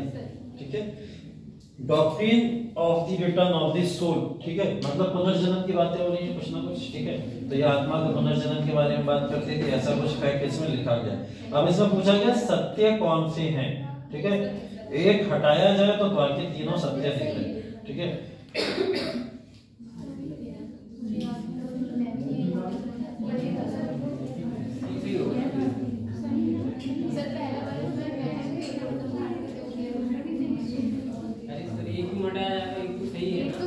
हाँ सॉरी, एक तो सही है, एक थोड़ी हटाया जाए। मुझे लगा सत्य पूछ रहा है। पहला तो सही होगा, ठीक है, पहला वाला सही होगा। इसके संस्थापक गैर भारतीय थे। ठीक है, और मुख्यालय कलकत्ता में था, मुख्यालय भी कलकत्ता में था। लेकिन एक सेकंड, कलकत्ता से पहले तो अडियार पहुंचा था ना। हाँ, मद्रास के अंदर पहले पहुंचा था, अडियार के अंदर। तो इसकी स्थापना का जो पहला मुख्यालय था वो अडियार था। उस हिसाब से दूसरा हटा सकते हो, दूसरा हट जाएगा और दूसरा 3 में से हटा दो, आंसर बचेगा सी, 1, 3 और 4। ठीक है, अडियार के अंदर इसका मुख्यालय पाया जाता। हाँ, मोतीलाल घोष द्वारा संपादित पत्रिका कौन सी है? अमृत बाजार पत्रिका। ठीक है, अमृत बाजार पत्रिका के द्वारा। डलहौजी के कुछ उपायों ने भारत में गंभीर असंतोष उत्पन्न किया जो 1857 के विद्रोह के लिए उत्तरदायी थे। मतलब कौन सा एक उपाय नहीं था? कौन सा इसमें से नहीं था? कुछ पॉजिटिव होगा भाई, नहीं होगा, बाकी नेगेटिव होगा। पॉजिटिव शैक्षिक सुधार, तो शैक्षिक सुधार नहीं होगा, बाकी सब। 1800 डी हो जाएगा 29 का आंसर डी। 1857 के स्वतंत्रता संग्राम से संबंधित पहली घटना क्या थी? पक्की बात, सिपाहियों का दिल्ली के लाल किले तक मार्च पहला। ठीक है, उसके बाद ये सारे 1857 के विद्रोह की सबसे महत्वपूर्ण कमजोरी सभी है, पढ़ने की जरूरत है, सभी सभी सभी। महारानी विक्टोरिया की उद्घोषणा 1858 का उद्देश्य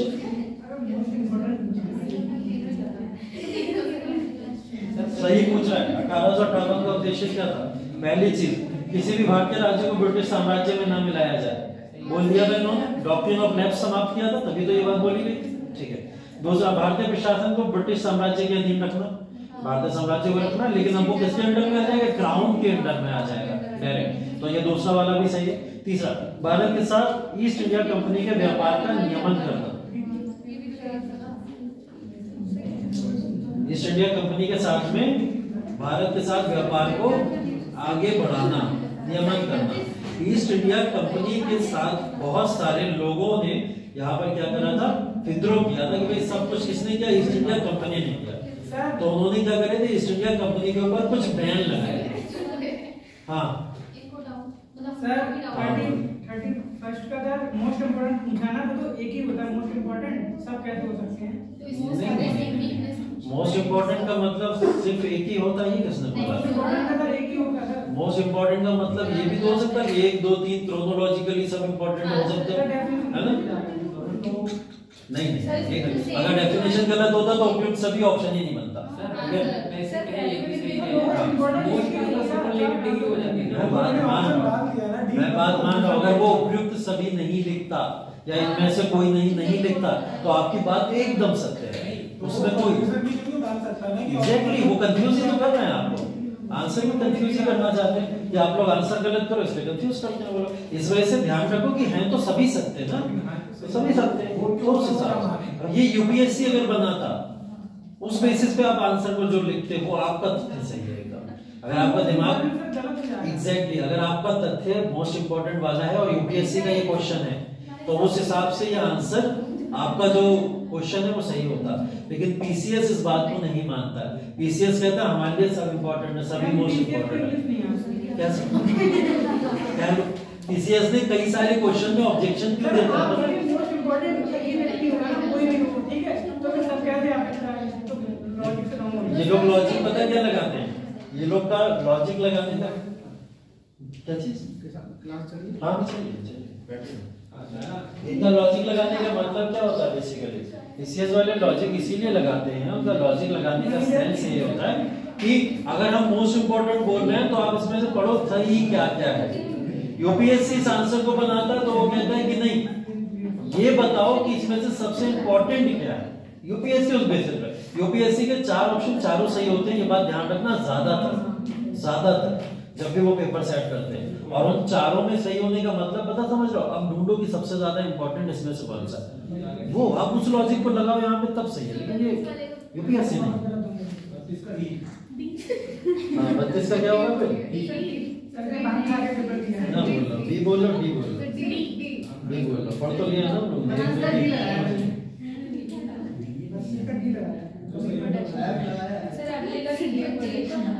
तो regulate the East India company state with India. देखो आंसर इन लोगों ने ए दिया हुआ है, ठीक है, आंसर जो है वो ए लिखा हुआ है, उस हिसाब से आंसर कट सकता है आपका, ठीक है। लेकिन मेरे हिसाब से जो मैं बता रहा हूँ, मेरे हिसाब से भारत के साथ ईस्ट इंडिया कंपनी के व्यापार का नियमन करना, to regulate the East India Company trade with India, Bharat के साथ ट्रेड का व्यापार आगे बढ़ाना या कंटिन्यू करना मेरे हिसाब से सही है। क्योंकि उन्होंने ट्रेड नहीं बंद किया था, उन्होंने शासन बंद किया था, व्यापार बंद नहीं किया था। वो रेगुलेट कर रही थी और रेगुलेशन कब बंद हुआ है? 1833 के रेगुलेटिंग एक्ट के थ्रू, जो चार्टर एक्ट आया था तब उसका बंद हुआ था। लेकिन व्यापार तो अभी भी कर ही रही थी, व्यापार तो चल ही रहा है और व्यापार तो 1947 तक चला, व्यापार का नियमन है, ठीक है। तुम लोग डी मान लो मेरे साथ, इसके आंसर जो आंसर दिया वो ए दिया, वो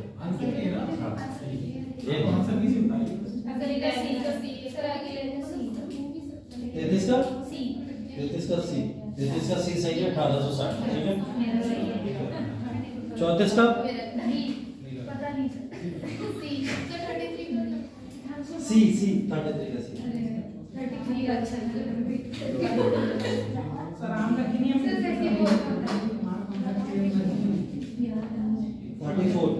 का है, भारत में राष्ट्रवाद के उदय के संदर्भ में से कौन सा कथन आ सकते हैं, ठीक है। आधुनिक शिक्षा प्रणाली विभिन्न भाषा क्षेत्रों में राष्ट्रवादी विचारों को फैलाने का माध्यम बन गई थी। माध्यम आधुनिक शिक्षा प्रणाली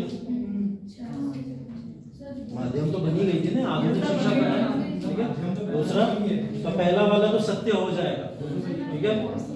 दूसरा शिक्षित भारतीय स्वतंत्रता संग्राम के दौरान अंग्रेजों के प्रति वफादार रहे। स्वतंत्रता संग्राम लिखा है यहाँ पे 1857 का संग्राम नहीं लिखा, दोनों में फर्क है। अगर शिक्षित भारतीय स्वतंत्रता संग्राम में खिलाफ रहते तो आप मुझे ये बताइए फिर जवाहरलाल नेहरू, गांधी जी, वल्लभ भाई पटेल ये सब कौन है? शिक्षित भारतीय ही तो है, शिक्षित में, तो दूसरा वाला सत्य हो जाएगा, ठीक है। 34 का भी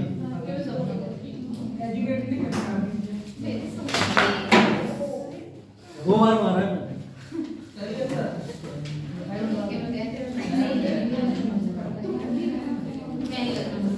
वैसे टिप्पा खा के वापस आ जाता है, इस बार आ जाता है। सर उधर से तो 57 में ही हुआ है, उस समय तो नहीं दिया था किसी ने। राष्ट्रवाद का उदय दे रहे हैं, 1957 से माना जाएगा। राष्ट्रवाद का उदय, लेकिन यहाँ स्वतंत्रता दिया हुआ है ना, क्या लिखा हुआ है स्टेटमेंट पढ़ो ना। कौन सा था क्वेश्चन? तो वो तो 1857 को भी तो कहते हैं ना स्वतंत्रता संग्राम।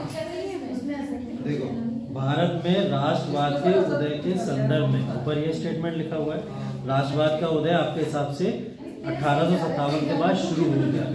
लेकिन हम लोग ने एक स्टेटमेंट क्या पढ़ा है, कांग्रेस की स्थापना राष्ट्रवाद के उदय का वास्तविक कारण थी। तो कांग्रेस की स्थापना कब हुई है? 85 में हुई है। और 85 के बाद सारे जितने शिक्षित लोग थे सब अंग्रेजों के खिलाफ थे, ना कि वफादार थे।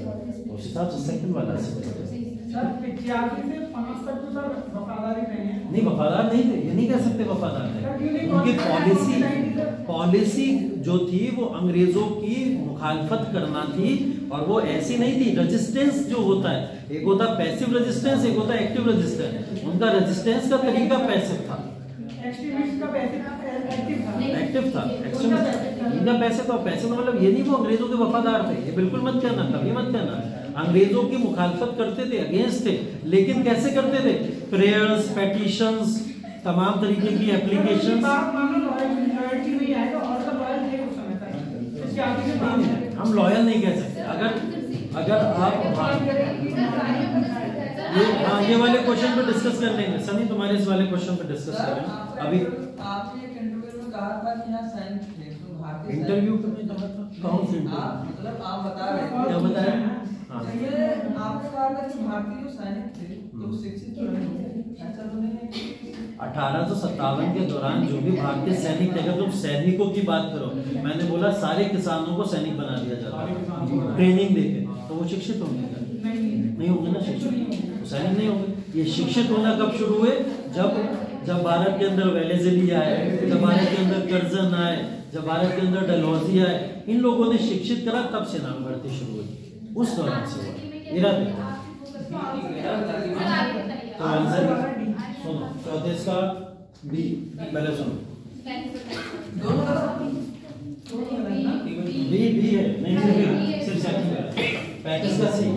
किसी को जिनको जिस क्वेश्चन में डाउट है वो सर पे कर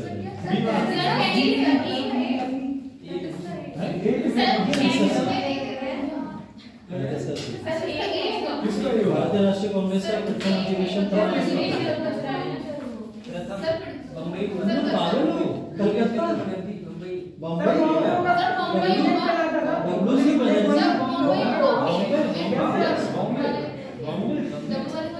इतना आसान क्वेश्चन, इतना आसान क्वेश्चन बीएमसी नहीं याद रख पाते तुम लोग। मैं बताया था क्लास में, मैंने क्या बताया था? बीएमसी, बॉम्बे, मद्रास, कलकत्ता, ऐसे बताया था। बम्बई होगा। हाँ मुंबई, तुम्हारी बात मान रही, तुम्हारी पूरी बात मान रही।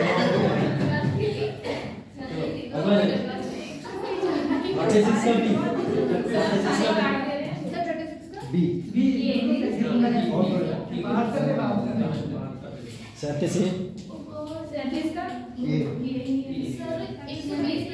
जिसको भी डाउट है सब खामोश रहो, जिसको डाउट है सर्किल करो, जिसको डाउट है क्वेश्चन में सर्किल करो।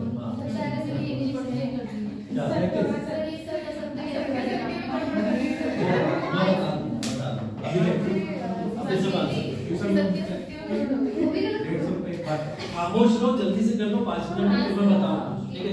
37 का ए, 38 का बी, बी बल्ला स्टेटमेंट मत पूछो, दूसरी स्टेटमेंट बात करो। 39 का सी, 40 का डी,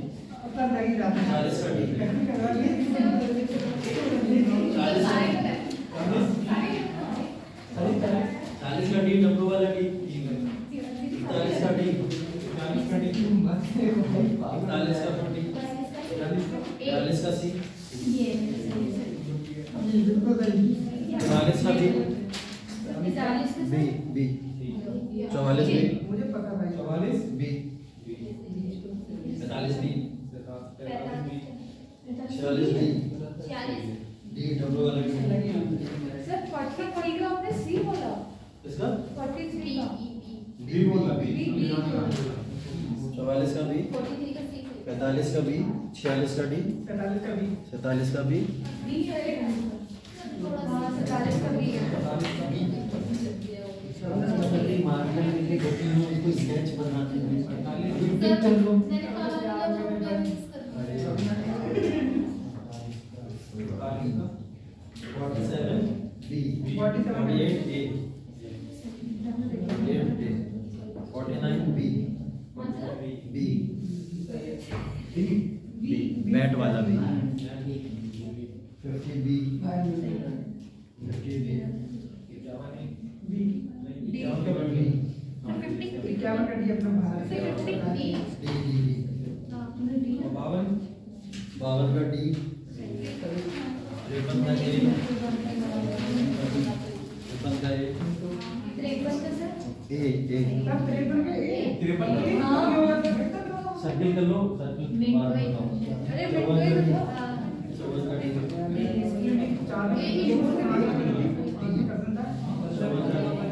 कर लेंगे अभी उस पर डिस्कस करते हैं। जो गलत तो तुम लोग को गलत सही लग रहा है उसको मार्क कर दो। कर लेंगे बात में। 55 का सी, सी, 56 का ए, 57 का D, D, D, W, D, 58 B, B बल्ले वाला बी, 59 60 दोनों सी,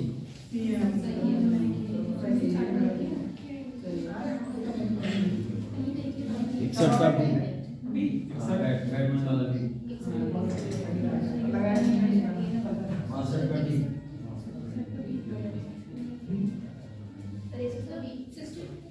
डी, डी, डब्ल्यू वाला बी, 63 बी, बैट बॉल वाला बी, सर बी 64 का सी, 64 का सी, 65 का ए, 64 का सी, 65 का ए, 66 का बी, 66 का बी, 67 ए,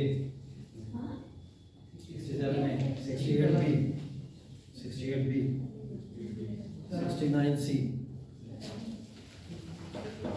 70 का D, 70 D, 73 A, 72 A, 73 74 D, D, D, 75 B, D,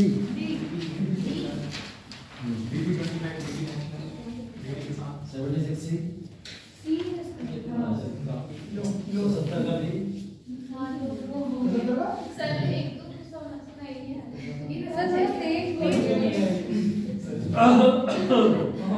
चलो सुनो 76 का सी, 77 का बी, 71 का बी है ना सर 78 सी,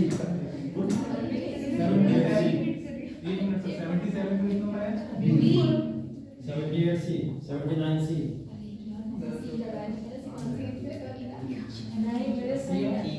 80 81 82 83 चारों के बी, 80 81 82 83 चारों के बी, 83 तक बी, 84 का ए, 85 का डी, 86 का सी, 87 का सी, 88 का डी, 88 का डी, 89 का बी, 90 का बी, 89 और 90 दोनों बी, 91 सी, 91 सी, 92 93 बी बी,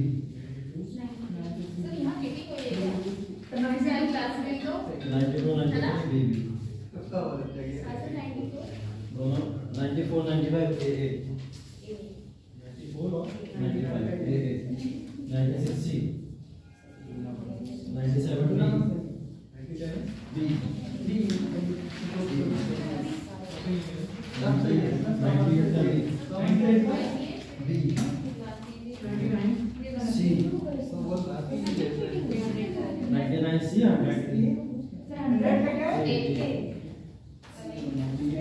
अब बताओ क्या डाउट है? कौन से सब्जेक्ट थे तुम लोगों को? कौन से डाउट? 98 का बी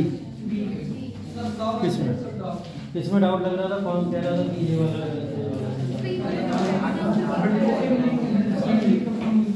कौन सा क्वेश्चन? आप फिर बात 53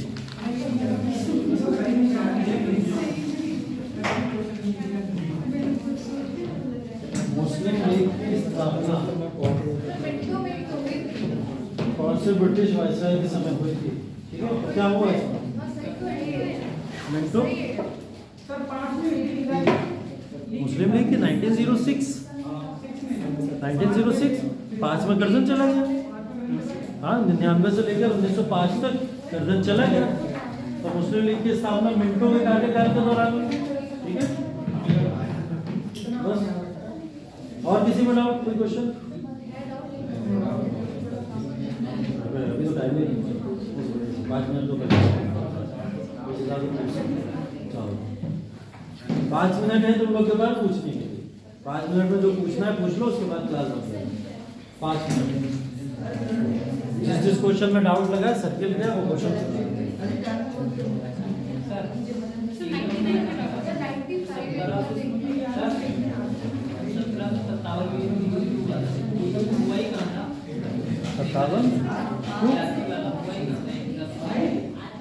कितना कहोगे? बैटल कहोगे ना?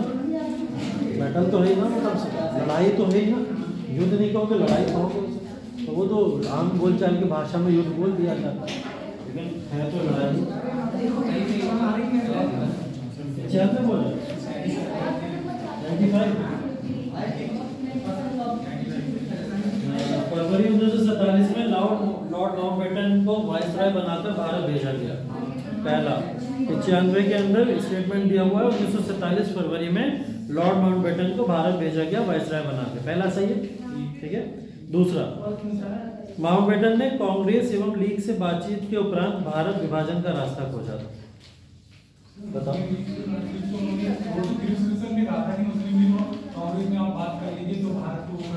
माउंटबेटन ने, मैंने बोला था जब माउंटबेटन आया था तो सबसे पहले कांग्रेस से मिला, नेताओं से मिला के, फिर जिन्ना के पास में भी गया, जिन्ना से बात करी थी। जिस समय जिन्ना बार बार बोलता था पाकिस्तान पाकिस्तान पाकिस्तान, इन शब्दों का यूज करता था। तो बाद में पहले तो माउंटबेटन ने इन दोनों के लिए विभाजन के रास्ते से पहले बात की थी ना जाके, तो अपनी बात रखी है इसमें। स्टेटमेंट देखो, माउंटबेटन ने कांग्रेस एवं लीग से बातचीत के उपरांत भारत विभाजन का रास्ता खोजा।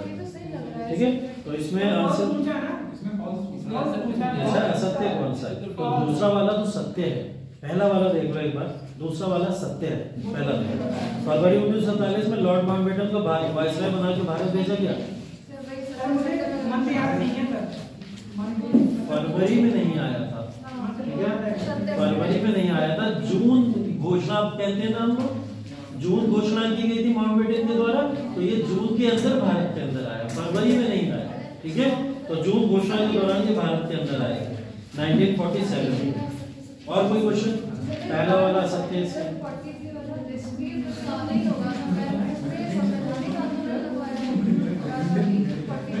कांग्रेस के उदारवादी नेताओं की विधि क्या थी? हाँ, तो क्या विधि थी? हाँ, निष्क्रिय होगा इसका आंसर। ये गलत है।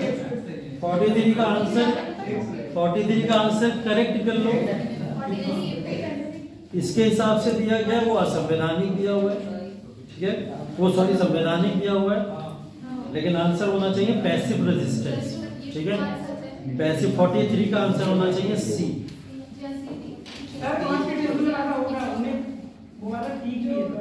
नहीं, ये विधि पूछ रहा है ना, वो किस तरीके की विधि का अनुपालन करते थे, तो आप तरीका जो, हाँ, चेक किससे होगा, तुम लोग को जो लगे ये गलत है, उससे बाद में आके सर को बता देना। सर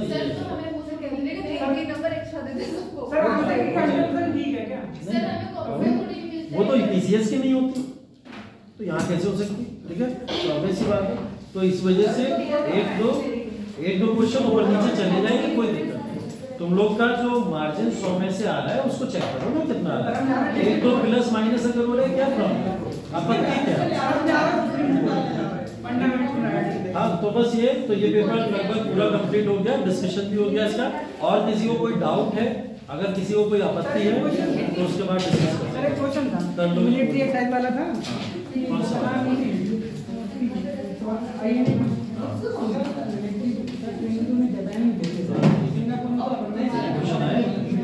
हाँ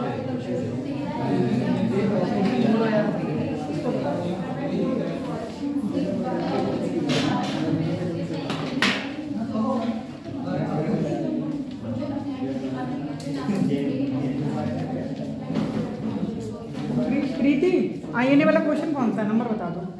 आईएनए वाला अगर कोई क्वेश्चन आया वो गलत लग रहा है संगी को तो एक बार उसको भी चेक कर नहीं आपसे तो डाउट खाली में लग रहा है, अगर है तो उसको एक बार चेक कर। अरे तुम्हारा जो मैंने बताया था वही मैं पूछना हूँ यार। ठीक है चलो, बाकी डिस्कस करते रहेंगे इसके बाद में। जिसको जो डाउट है तुम लोग जा सकते